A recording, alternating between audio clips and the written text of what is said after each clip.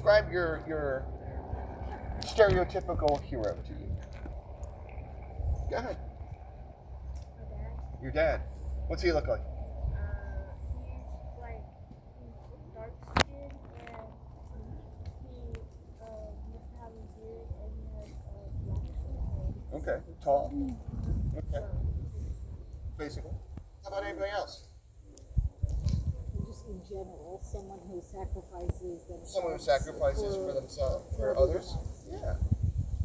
The whole point about this is I want people to throw out their ideas, because we'll find out that we don't have an ideal. Everyone has their own version of what a hero is.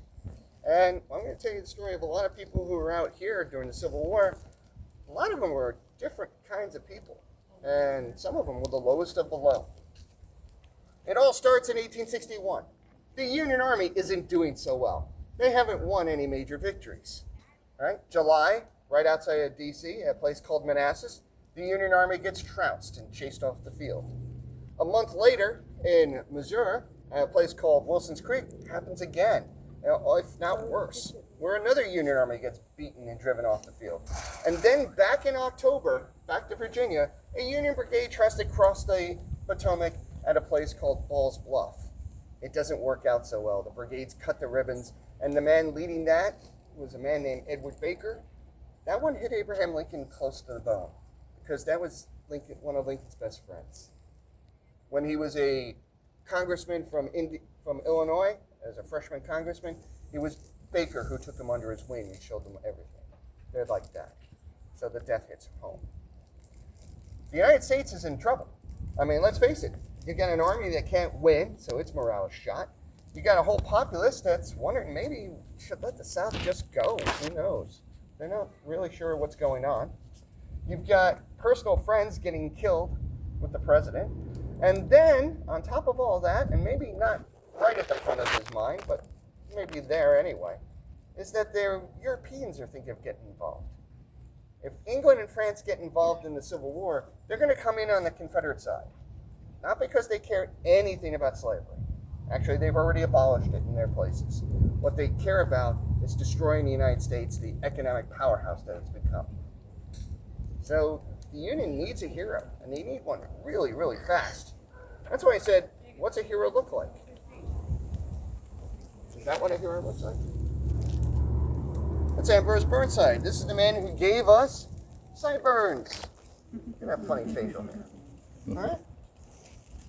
Would you say that's a hero? At this point, he is. The Union Army, well, what little heroes they had, Burnside's guys are actually perfect, right? Because they fought real well in the morning at Manassas, and then they ran out of ammunition, and they left early before the rout. So he seems to be a hero.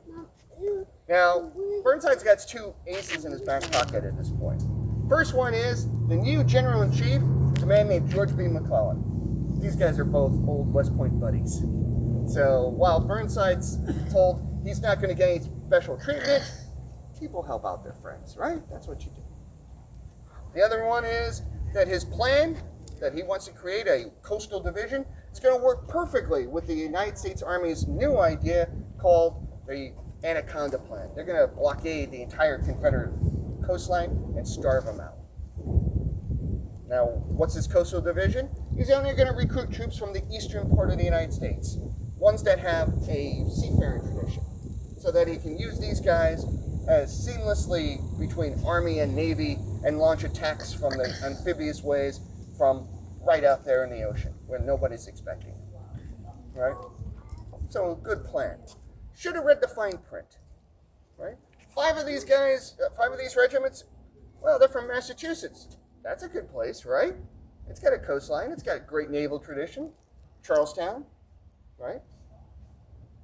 Martha's Vineyard, New Bedford Whaling, all those wonderful places. None of those regiments are actually recruited from that area. They're all recruited from the middle part of the state west. They're all farmers. Oops, that's not going to work. Two of them are Rhode Island regiments. Now, Rhode Island, everybody seems to know how to sail because it's just a series of islands, right? But the Navy pays better, and they've already left. So who's left? More farmers. Connecticut, I'm just going to cut to the chase. They're all farmers. All three regiments. 2 New York City regiments. Now, New York City with a huge harbor, there's got to be some sailors out there, right? Not in these two units. Their idea of rough water is high tide at Jones Beach. Anybody get seasick? Huh? The rest of you are lying, because if you were on this fleet that Burnside cobbled together, you'd be seasick too. Because if you thought the Army was from all points of the compass, the Navy's literally the dregs. Most of them are sailing vessels. Well, it's great till the wind dies, and then basically what do you have? You go as fast as the slowest ship. One of them is actually a slaver. In the midst of this, all this starting up about the American Civil War, someone thought it'd be a great idea to restart the African slave trade. Of course, by the Constitution, the punishment for that is death. They captured him, they hung the captain, they gave his ship over to the Army to use. All they've done is coast it out.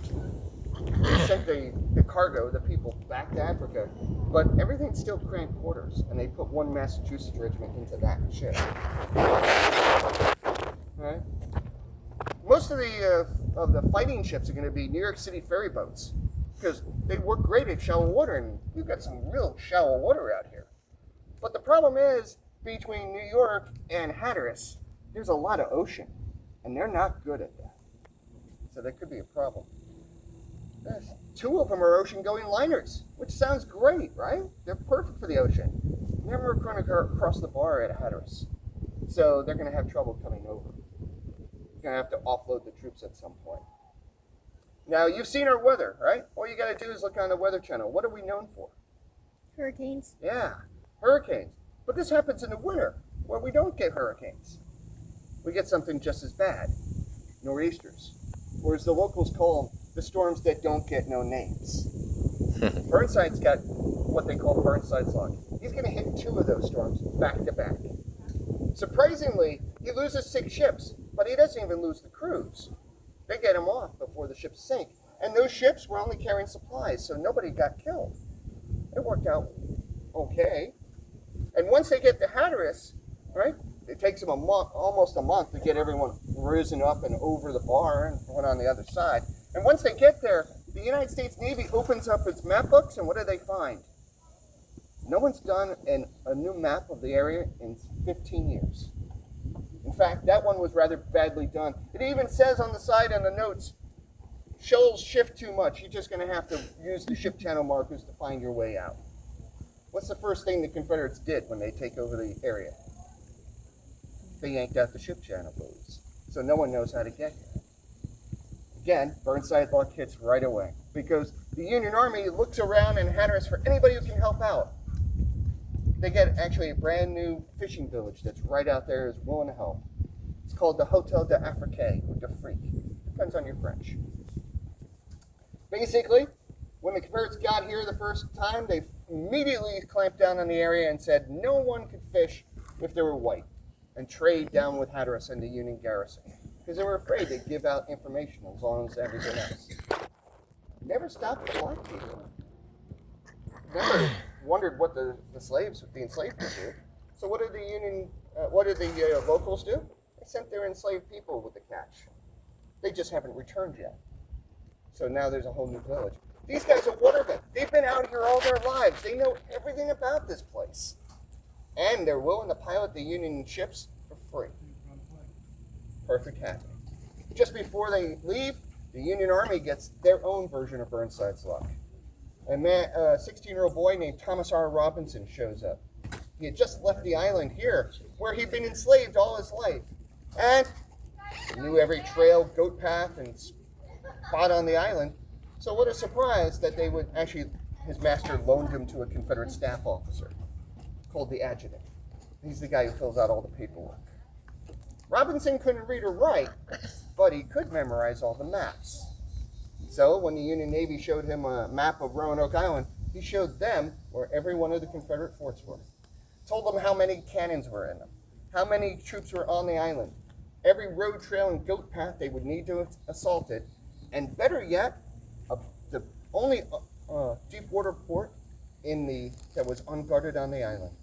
Where else would you want to land 11,500 of your new best friends? He took him to his old master's home. Yeah. February 7th, the Union Army lands on the island without any trouble. They put 11,500 men ashore with 2 batteries of artillery. There's only 2,500 Confederates on the island, so it should be an easy fight, right? Where'd you guys spend your nights? Were you over in the Outer Banks? Did you cross over the big humpback bridge from over there? Did you look to the left or the south as you did so? What kind of land is out that way? Swamps, marsh. What happens when 4,000 Union soldiers go into a swamp? Yeah, not much of anything else either. They just go start to death. This is not the easy battle they think it's going to be. 8 o'clock in the morning, 4,000 Union soldiers come out, right about where you guys made your right-hand turn to come up to here. That's where the Confederates had a land fort. Union troops first sheathed that fort. Not going at that. We're going to go to the right. And as they do so, they go right into that marsh and they bog on down. 2 hours later, another brigade shows up. 4,000 more Union soldiers. They're not going right. They can see the guys trying to work that one. They're not going at the fort. They're going to go left. They crash through a forest. They go right into another swamp no one saw. And they bog down. 8,000 Union soldiers are now being held up by 800 Confederates. The Union Army's got to win this one. Otherwise, the Europeans are going to get involved. So, yeah, they need to win this one. To this point, the Union Army actually brought 15 news correspondents to write out about how great this battle was going to be. It's not working so well right now. It all boils down to the last regiment of the day. You've all seen Aladdin, right? Right? Little fez, little short jacket, big blousy pants. In the 1830s, the French actually took over North Africa with the help of an African tribe called the Zouave. And those guys wore that outfit. Clothes make the man, that's what the French say, right? So they put their troops into that outfit. When the Civil War started, both Union and Confederates looked to the French for ideas for uniforms. There were Union and Confederate soldiers wearing little red hats and short jackets fighting across the entire war. The guys we're going to talk about here were from New York. They get onto the field, and their major, a man named Edgar Kimball, sees something on the Confederate line breaking up. Maybe they're transferring troops, and it's not working out, or someone's died. But he runs down to the generals and says, "Let my men attack." Well, generals are out of ideas. I mean, they went right. That didn't work. They went left. That didn't work. Why not send some right down the middle? See what happens. With a cheer, the Zouaves go down the causeway. And as they do, all the rifle fire and cannon fire from the Confederate lines zeroes in on them. As it does, it comes off the guys right and left in the swamps. Without that fire, they all get out. And they all meet at the fort to find nothing. Because Confederates broke and ran. They were holding back a lot of guys. But while they were fighting out here, the Navy, U.S. Navy, showed up and chased off all the Confederate ships. How do you get off an island if you can't swim? You don't. By the end of the day, the Union Army captures all 2,500 men, 43 cannon, 5 forts, and 200 enslaved men who were building those forts. Now, what were slaves in the Confederacy? Or property. The property used in time of war is confiscatable. You don't get to keep it. Think about it this way: if I capture one of your guys and they have a gun, I'll trade him back and forth because you probably have some of mine. But I'm not giving him his gun back. That'd be stupid. It also hurts your economy to build another one. If they're property, that means they're Union property now. So they order the Confederates off the island and keep the 200 men. They turn to those 200 men and go, "Honestly, folks, that was just for the Confederates. You guys are free. Whatever you want to do, we're okay with. We'll give you 3 choices. We'll send you up north to Massachusetts where abolitionists will take care of you. Right? Or you can stay here and work for a wage with the Union Army. You'll, get paid for what you were doing for free. Or if you really, really want, you're free men. You can do whatever, even if that means going back into slavery." How many of you think are going to go up north to Massachusetts? All of them? Anybody else? 0. They don't know anybody up north. It's Massachusetts. It's cold. So no one. How many are going to work for a wage with the Union Army? Sounds like all of them, a slam dunk, right? 27. 173 willingly opt to go back into the interior. And the whole Union Army gets this dumbfounded look like, what happened? Well, they're free men. They can do what they want, right? That's the idea. They're sneaking into the interior to steal their families and bring them out. Now, doing that makes them 3-time criminals in the Confederacy. They're going to steal themselves again. They're going to steal their family members. And there are no roads out here, so you're stealing boats. What happens to 3-time criminals? Execution? Execution. They're risking it all. Would you do that?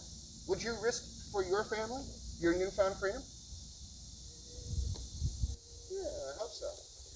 Not always. I mean, I had a family last year where one kid said no.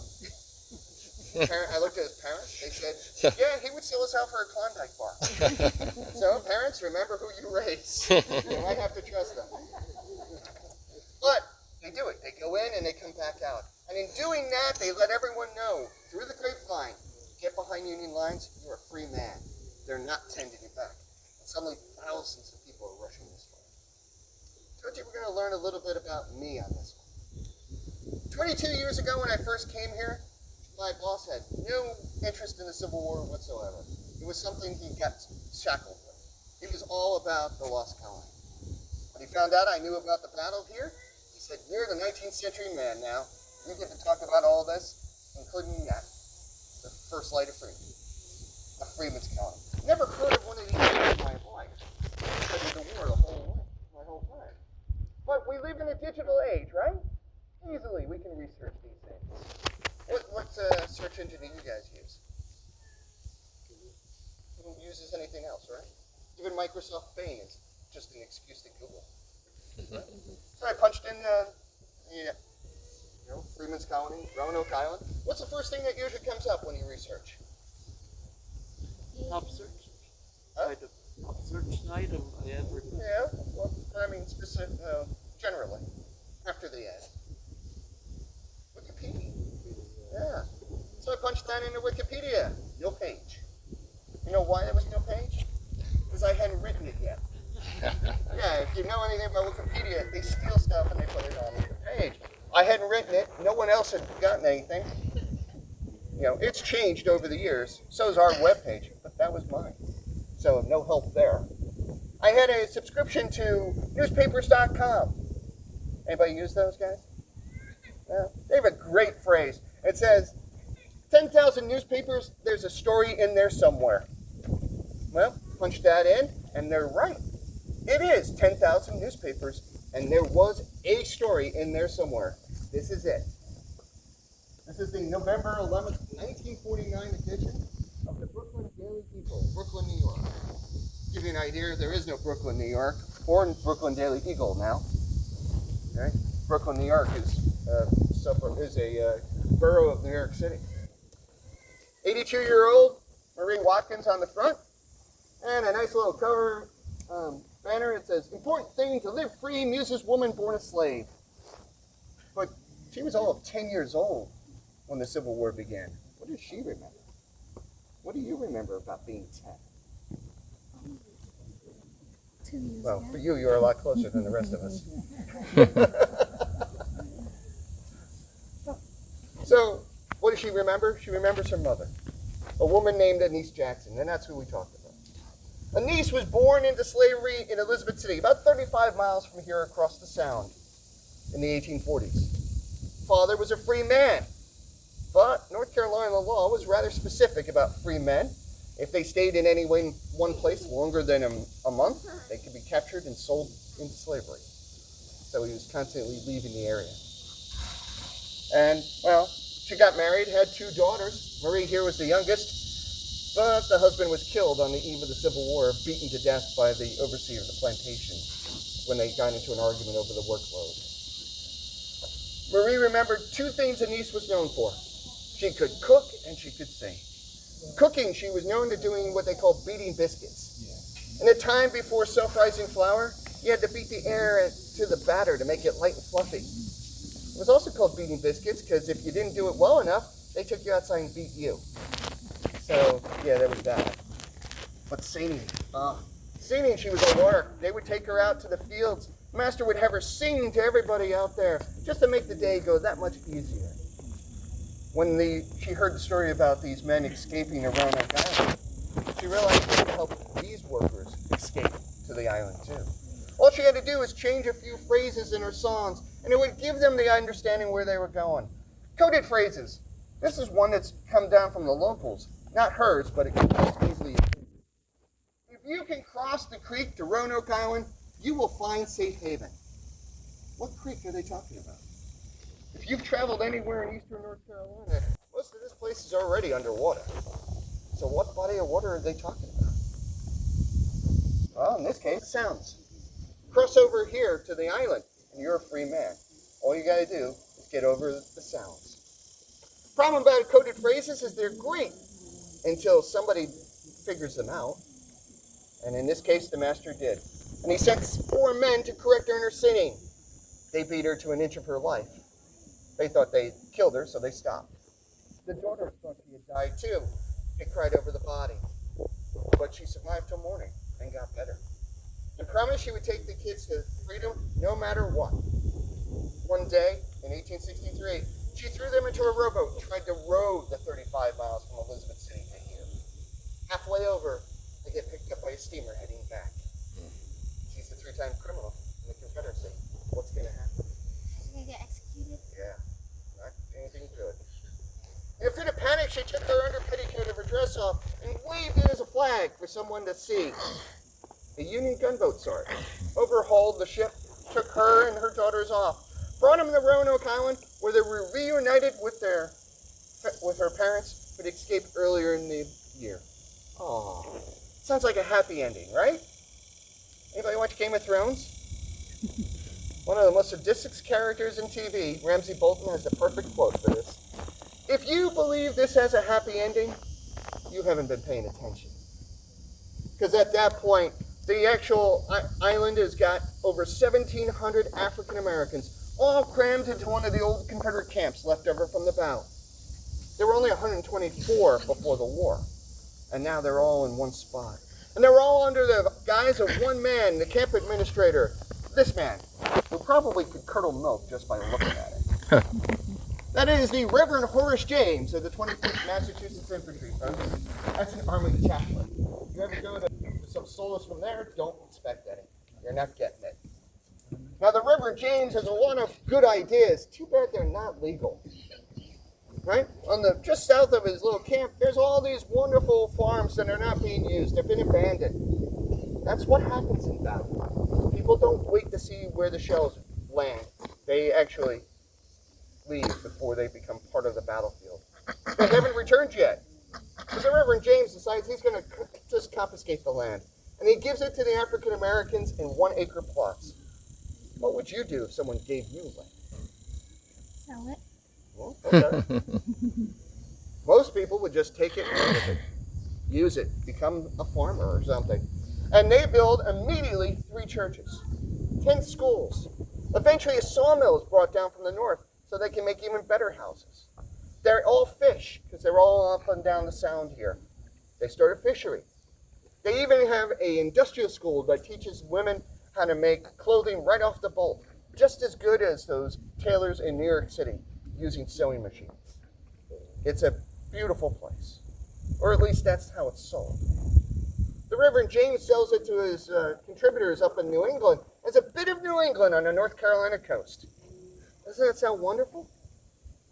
But this is 1863. The Emancipation Proclamation allows African American men to fight for their own freedom. And that's what they do. 159 of them will join the Army. 35 join the Navy from this spot. When they go, who runs that sawmill? Who does the fishing? Not the women. They're too busy doing the little garden plots and taking care of the family. The only thing that's going on that continues is the teaching, the education. They had brought teachers down from the north to educate the African Americans on how to read and write and do mathematics. And there's the payoff.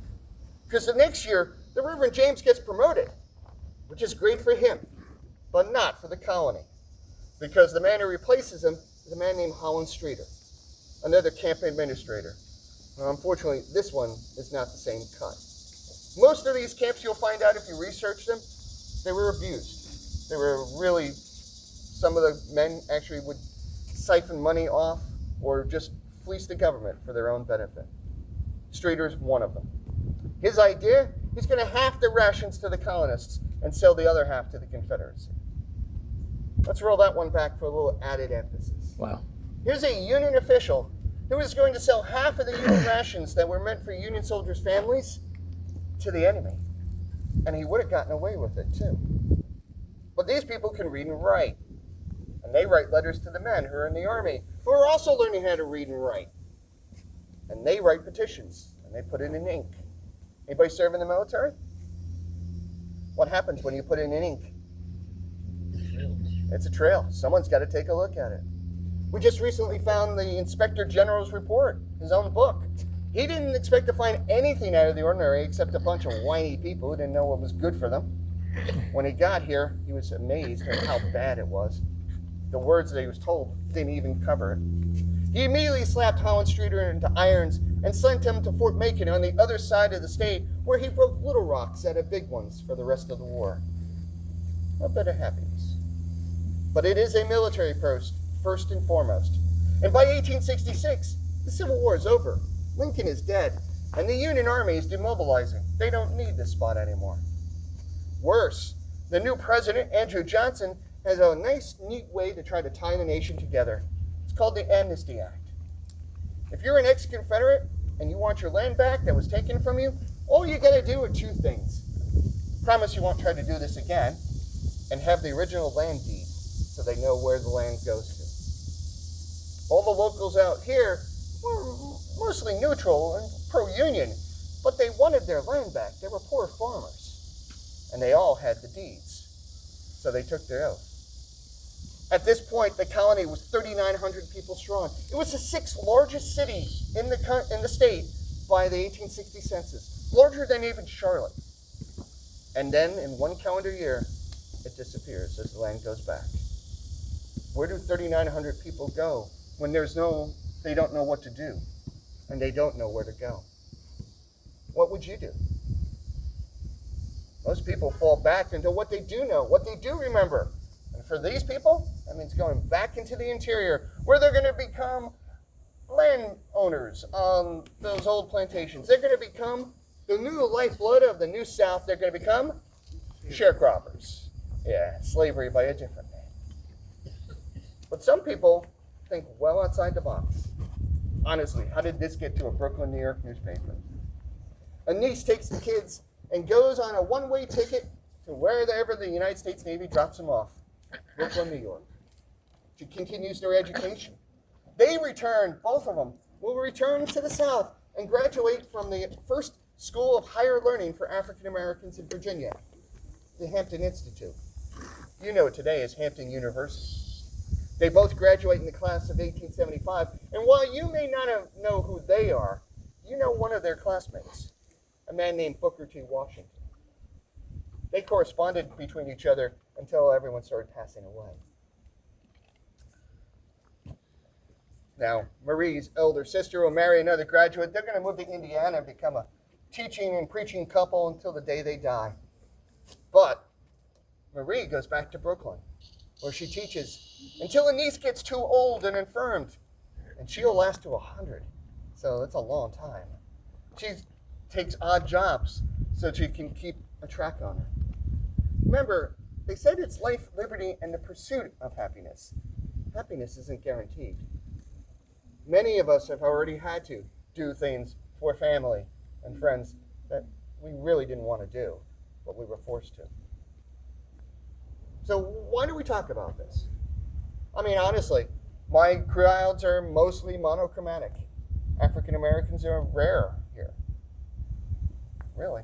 And the monument there gets real little play. I mean, I know why I have to talk about it. It's my job.